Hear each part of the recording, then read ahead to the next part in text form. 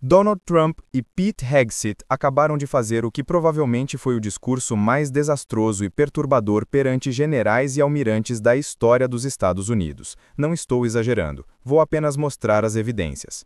É possível ver ali os generais e almirantes presentes que foram convocados de suas bases ao redor do mundo para ouvir Donald Trump afirmar que São Francisco, Chicago, Nova York e Los Angeles são as novas zonas de conflito. Segundo o trecho citado, é uma guerra interna. Uma parte importante da sua missão será invadir essas cidades. É o que ele declara aqui. Nesse trecho, ele afirma: o que fizeram com São Francisco, Chicago, Nova York e Los Angeles? São lugares muito inseguros e vamos resolvê-los um por um. E isso será uma parte importante para algumas das pessoas nesta sala. Ele acrescenta: isto também é uma guerra interna. Controlar o território físico da nossa fronteira é essencial para a segurança nacional. Não podemos permitir que essas pessoas entrem. Em seguida, Donald Trump começa a comentar que não gosta da aparência dos navios de guerra modernos. Ele diz que preferia o visual dos encouraçados de aço maciço. Nesse trecho, ele recorda: para usar um termo antigo, acho que talvez devêssemos começar a pensar em navios de guerra. Aliás, sabe, um secretário da Marinha veio até mim porque eu olho para o Iowa, na Califórnia, e vejo navios diferentes e fotos antigas. Eu costumava assistir ao Victory at Sea. Eu adoro o Victory at Sea. Olha só esses almirantes. Ele continua descrevendo. Deve ser o seu preto e branco de todos os tempos. E eu olho para aqueles navios, eles vinham com uns contratorpedeiros ao lado e, cara, nada os pararia. Eles tinham 20 pés de quilha e seguiam em linha e não havia nada que os impedisse. E nós realmente falamos sobre aqueles navios. Algumas pessoas diriam que, não, essa é tecnologia ultrapassada. Eu não sei. Trump diz não acreditar que seja tecnologia ultrapassada, considerando essas armas. Mas é algo que estamos considerando de fato. Como o conceito de um encouraçado. Aço maciço de 15 centímetros, não alumínio. Alumínio que derrete se olhar para um míssil vindo em sua direção. Começa a derreter quando os mísseis estão a cerca de 3 quilômetros de distância. Segundo esse trecho, agora esses navios eles não são mais fabricados dessa forma. Mas você olha para isso e, sua secretária gosta e eu estou meio que aberto a isso. E balas são muito mais baratas que mísseis, por vários motivos. Eu deveria votar, mas tenho medo de votar porque posso ser rejeitado nessa. Mas eu te digo, é algo que vale a pena considerar seriamente. Havia poderes, havia grandes potências. Elas eram tão cruéis e assustadoras quanto fosse possível. Em outro momento, Donald Trump começa a falar sobre a palavra com N, que ele associa a nuclear. Nesse trecho, ele diz que há diferentes palavras com N por aí. Ele afirma: e era realmente uma pessoa estúpida que trabalhava para mim, eu mencionei a palavra nuclear. Movi 1 ou 2 submarinos, não vou falar sobre os 2, para a costa da Rússia, só por precaução. Porque não podemos deixar as pessoas usarem essa palavra por aí. Eu chamo ela de palavra com N. Existem 2 palavras com N e você não pode usar nenhuma delas. Não pode usar nenhuma delas. E, francamente, se for usada, temos mais do que qualquer outro. Temos melhores, temos mais novos. Mas é algo que nem queremos pensar. Mas quando alguém menciona que aquele submarino começou a operar imediatamente depois... Nesse trecho, ele afirma que o militar americano ficou muito consciente após a Segunda Guerra Mundial e, por isso, não estariam vencendo guerras depois desse período por estarem demasiado conscientes. No trecho seguinte, ele retoma. Ele fez um longo discurso e falou sobre o que chamou de Departamento de Guerra. Segundo a passagem, estávamos sentados lá e eu perguntei, não se chamava Departamento de Guerra? Então ele respondeu, sim, senhor, mudaram como no início dos anos 50? Então, vencemos a Primeira e a Segunda Guerra Mundial. Vencemos tudo o que aconteceu entre elas e tudo o que aconteceu antes disso. Então, nós vencemos e entramos num estado de alerta. Esse foi provavelmente o primeiro sinal de alerta e mudamos para a defesa em vez de guerra. E eu disse, e o que você acha? Você acha que mudamos de volta? Seria uma boa ideia? Em seguida, Donald Trump volta a afirmar que grande parte do trabalho desses generais e almirantes será invadir cidades, e os centros urbanos serão parte significativa da guerra. Segundo o trecho, ele ainda inventa uma história sobre bombeiros sendo baleados enquanto apagavam incêndios. Nesse trecho, ele fala do Corpo de Bombeiros. Eu sempre menciono os bombeiros porque eles são ótimos, e eu também tive 95% dos votos deles. E isso ajuda quando você tem 95% dos votos. Você sempre tem que mencioná-los. Mas eles são ótimos e corajosos em nossas cidades interiores, sobre o que vamos falar porque é uma parte importante da guerra agora. É uma parte importante da guerra. Mas os bombeiros sobem em escadas, e você tem pessoas atirando neles enquanto estão lá em cima. Eu nem sei se alguém ouviu isso, mas eu disse, não fale muito sobre isso, mas acho que você precisa falar. Nossos bombeiros são incríveis. Eles estão nessas escadas altíssimas que parecem alcançar o céu, salvando pessoas. E mesmo assim, há indivíduos disparando contra eles. Contra bombeiros que estão lá em cima, em uma situação de risco mortal. Se alguém cair daquela escada, não há chance de sobrevivência. Nesse momento, Donald Trump critica os democratas diante de generais e almirantes, afirmando que eles não demonstram respeito. Ele diz: a administração deles não tratou vocês com respeito. Eles são democratas, nunca o fazem. Em seguida, Trump soletra a palavra lore, L-O-R-E, e comenta sobre lendas militares. Logo depois, retorna ao tema dos navios de guerra, afirmando que por ter um olhar estético, não aprecia a aparência dos modelos furtivos atuais. Ele defende que seria melhor voltar aos grandes navios de aço dos séculos passados. Na Segunda Guerra Mundial havia cargueiros de diferentes tipos, mas produzíamos um navio por dia. Agora não fazemos mais isso, e eu não sou fã de alguns dos navios que vocês constroem. Sou uma pessoa estética e não gosto da aparência de certos navios modernos. Dizem, mas são stealth. Eu digo, não é um navio bonito, não precisa ser stealth só por isso. Aliás, os bombardeiros B-2 eram impressionantes, e isso sim era tecnologia stealth. Trump então mencionou que uma das maiores discussões que já enfrentou foi sobre chamar o Golfo do México de Golfo da América. Ele relata, foi uma grande briga. Eu sempre considerei o nome natural, porque para mim sempre foi o Golfo da América. Nunca consegui entender. Nós temos 92% da costa, e por séculos, na verdade, cerca de 350 anos, eles estavam lá antes de nós, mas ainda assim o nome era Golfo do México. Eu olhei o mapa e pensei, temos a maior parte da costa, por que não chamar de Golfo da América? Segundo ele, fez a mudança e tudo correu bem. Alguns veículos de imprensa se recusaram a usar o nome, como o Associated Press, que até nos levou à justiça, mas vencemos, e o juiz, que era considerado liberal, disse, o nome é Golfo da América. O Google Maps mudou, todo mundo mudou, menos a IP, mas, no tribunal, nós ganhamos. Não é incrível? Depois, Donald Trump declarou, olhem, todos precisam saber o quanto somos importantes, somos o país mais quente do mundo. Ele chegou a dizer que Vladimir Putin teria comentado isso. Quando encontrei Putin no Alasca, ele disse, vocês estão em alta.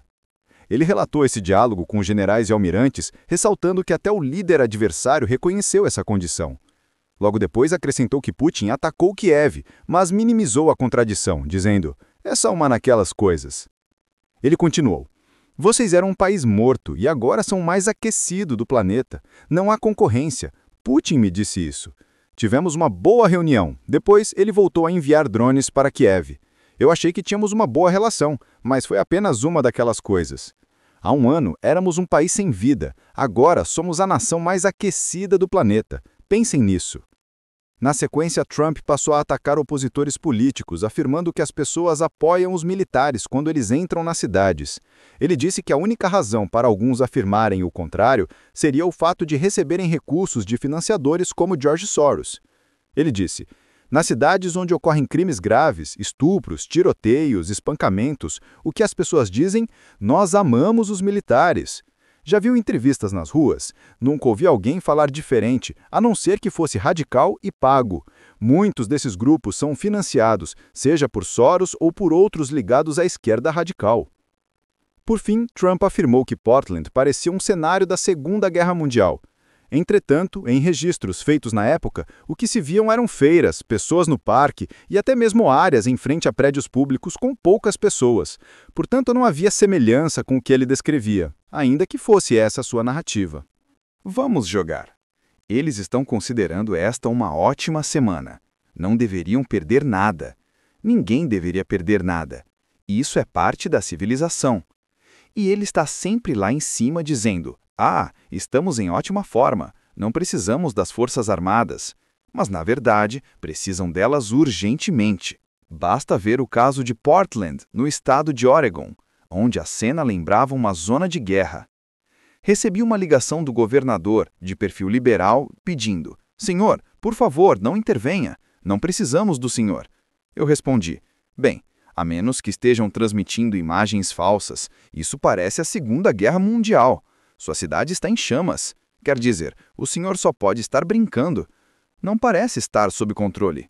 E completei: "O senhor não tem a situação sob controle, governador, mas vou verificar." Mais tarde retornei a ligação. Disse: "Olha, este lugar é um pesadelo. Talvez não seja o pior de todos, mas certamente está entre os mais graves. A situação é brutal. Eles atacam agentes do ICE, que são grandes patriotas e realizam um trabalho difícil, mas necessário, e ainda assim têm orgulho do que fazem, porque estão ajudando a manter o país em ordem." Em seguida, Donald Trump declarou: "Eu sei que vocês, generais, enfrentam pessoas duras, mas eu também lido com pessoas duras, jornalistas que escrevem matérias negativas sobre mim." Ele prosseguiu: "O voto que recebi dos militares foi expressivo, e mesmo assim eles tiveram que lidar com histórias distorcidas. É como uma luta constante, semelhante à de vocês contra inimigos cruéis. É um tipo diferente de desafio, mas igualmente duro. Inventaram declarações, atribuíram frases falsas a mim, inclusive sobre os militares. Mas felizmente, os próprios militares não acreditaram. Tivemos 25 testemunhas que confirmaram que eu nunca disse o que publicaram. Ainda assim, a imprensa seguiu com a versão inventada. Esse é o motivo pelo qual a mídia vem perdendo credibilidade, porque o público já não confia mais nela." Ele reforçou: "O que precisamos são 3 coisas: uma imprensa honesta, fronteiras seguras e eleições justas." E destacou que, segundo sua visão, nenhuma dessas condições estava plenamente atendida. Acrescentou: "Hoje enfrentamos uma imprensa muito corrupta, mas seguimos em confronto com ela, e as pessoas entendem que é preciso fazer isso com frequência. É necessário aparecer constantemente na televisão, porque se dependermos apenas da mídia tradicional, não teremos espaço justo." Segundo ele, a imagem da mídia foi completamente desgastada e atingiu o nível mais baixo de credibilidade da história, até mesmo abaixo do Congresso. "Dá para acreditar?" questionou. Na sequência, Trump comentou sobre o Canadá e disse que o país poderia se tornar o 45º estado norte-americano, sugerindo que isso poderia impactar a soberania canadense. Ele explicou: "Recebi um contato há algumas semanas. Eles queriam se aproximar mais. Eu disse: por que não se unem a nós? Tornam-se o 45º estado e recebem todos os benefícios. Não sei se isso terá grande impacto, mas faz sentido, especialmente porque o Canadá está enfrentando dificuldades agora, em parte por causa das tarifas." Ele ressaltou que os Estados Unidos estavam atraindo investimentos recordes. "Temos mais de 17 trilhões de dólares entrando. Para comparar, em 4 anos de governo Biden, não houve sequer 1 trilhão. Em apenas 8 meses, já alcançamos 17 trilhões a mais. Esse dinheiro vem do Canadá, do México, da Europa, de todos os lugares. Indústrias de tecnologia, fábricas de automóveis, todos estão voltando para os Estados Unidos." Ele acrescentou que, na sua avaliação, o país havia se tornado rico novamente e que outros países não conseguiriam mais explorar os Estados Unidos como antes. Ele contou que recentemente descobriram 31 bilhões de dólares de origem inicialmente desconhecida. Segundo ele, ao questionar o responsável pelas finanças, a explicação veio depois de checar a tabela de tarifas. Esse valor veio das tarifas. Foram 31 bilhões. Isso dá para comprar muitos navios de guerra, como diria um almirante, usando uma expressão antiga. Em seguida fez referência a Pete Hegseth, chamado ironicamente de secretário de defesa, mas que, segundo Trump, se auto-intitulava secretário de guerra. Afirmou que ele teria dito: "Nada de barbas, nada de cabelos longos, nada de expressão individual.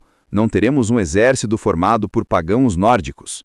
Trump completou citando o senador Ruben Gallego, também veterano, que teria reagido com espanto. "Sério? Reunimos todos os generais apenas para ouvir Pete Hegseth falar isso?" Relatando o episódio em tom crítico. Isso também envolve padrões de aparência. Nada de barbas, cabelos compridos ou demonstrações superficiais de individualidade. A regra é cortar o cabelo, fazer a barba e seguir os padrões. Em uma lógica comparada à teoria das janelas quebradas no policiamento. Quando se ignora os pequenos detalhes, os maiores acabam sendo comprometidos. Por isso, é preciso atenção às pequenas coisas, tanto no trabalho de campo quanto na retaguarda. Quem quiser barba pode se juntar às forças especiais. Caso contrário, deve estar barbeado. Não se trata de formar um exército de guerreiros pagãos nórdicos, mas, segundo ele, já houve líderes que deixaram de impor padrões por receio ou falta de autoridade para tal. Em seguida, Heggs afirmou que não queria pessoas com sobrepeso nas forças armadas. Ele declarou: "Estou falando com generais e almirantes. Todos, absolutamente todos, precisam estar em boa forma física e passar por treinamentos regulares. Não quero ver nenhum general ou almirante acima do peso." Nesse ponto, olhou em direção ao público e completou que se alguém estivesse acima do peso, não deveria estar ali. A mensagem reforçava que tudo começa pela condição física e pela aparência. De acordo com ele, se o secretário de guerra consegue manter uma rotina intensa de exercícios, todos os integrantes das forças conjuntas também conseguem. Ressaltou que é desmotivador observar formações militares, de combate ou não, com soldados fora de forma, e que seria igualmente inadequado ver generais e almirantes nessas condições dentro do Pentágono ou liderando missões em diferentes partes do mundo. Para ele, isso passa uma imagem negativa. Portanto, seja um soldado em início de carreira ou um general de 4 estrelas, todos devem cumprir os padrões de altura e peso, além de realizar os testes de aptidão física. E segundo disse, embora antes não houvesse essa exigência, a partir de agora, por sua orientação, todos os membros das forças conjuntas seriam obrigados a realizar o teste 2 vezes ao ano, juntamente com a verificação de altura e peso. Além disso, anunciou que, sob sua orientação, todos os militares deveriam realizar atividades físicas diariamente. Considerou isso uma medida de bom senso, já que muitas unidades já praticavam, mas agora seria oficial.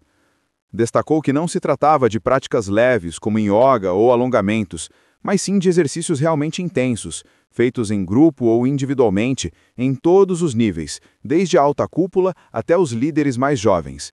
Segundo ele, muitos já seguiam essa rotina, incluindo guardas e reservas, mas a proposta era transformar isso em norma geral.